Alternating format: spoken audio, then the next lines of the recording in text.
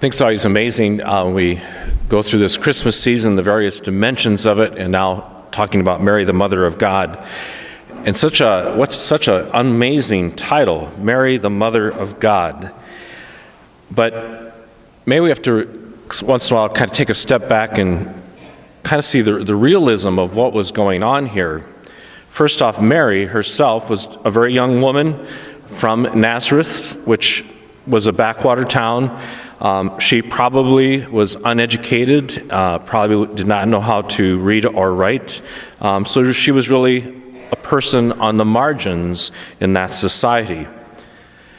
The one she was betrothed to and then lived with, Joseph, was a day laborer. We usually use the translation in the Gospels of being a carpenter, but the Greek word is more like a day laborer. He might have done some carpenter work, but he probably also did digging ditches and whatever work he could find. And so being a day laborer, he probably was not always working. He too was someone on the margins in that society. And then imagine you're told by the angel that you are going to conceive by the Holy Spirit and bear the very Son of God, the one who is going to save us, save the world. And then it doesn't go well right from the beginning. You have this child that has been promised in a stable, a barn. And I just remember as I grew up, kind of the old-fashioned barn, kind of some of the smells and the situation in the barn wasn't the greatest.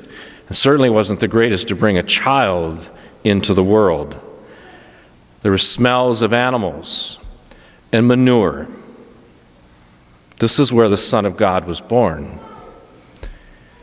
So you wonder what was going on in Mary's and Joseph's hearts. They heard these messages from an angel, and then it wasn't going well right from the beginning, that they had to have this child in a barn.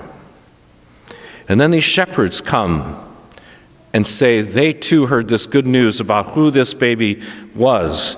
And the shepherds too were also people on the margins in that society in those days. So God was working through people on the margins. And Mary, I am sure, did not know where this was going. But as we know, Mary always trusted. And what she did, she took all these things and reflected on them in her heart. She was trusting. She was believing.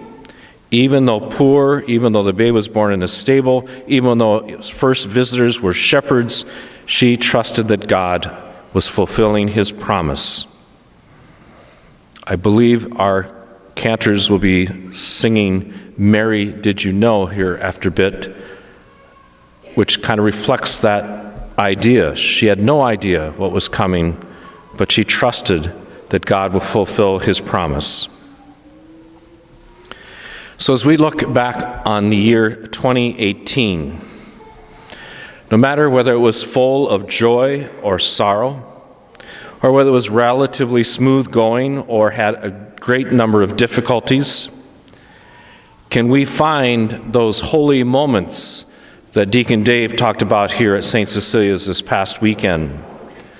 Those moments when God was with us and we knew it, whether it was a joyful time or a difficult time, that we went out of ourselves for others, that we were generous, sacrificing, compassionate. Can we look back at 2018 and keep all those things like Mary did and reflect on them in our hearts to know that God keeps his promises? He never promises an easy life, but he promises always to be with us and to save us. And what does it mean to save us? It means that we don't get wrapped up into sinful thoughts and behaviors, but that we learn and grow in love, learning to will the good of others and learning to build our families, our workplaces, wherever we're at, into being places of God. And so no matter whether it's difficult or easygoing in our lives over the 2018, we look forward to 2019 and try to make sure we continue to have holy moments, knowing God is always near. God is with us. God fulfills his promises even when it doesn't seem like it.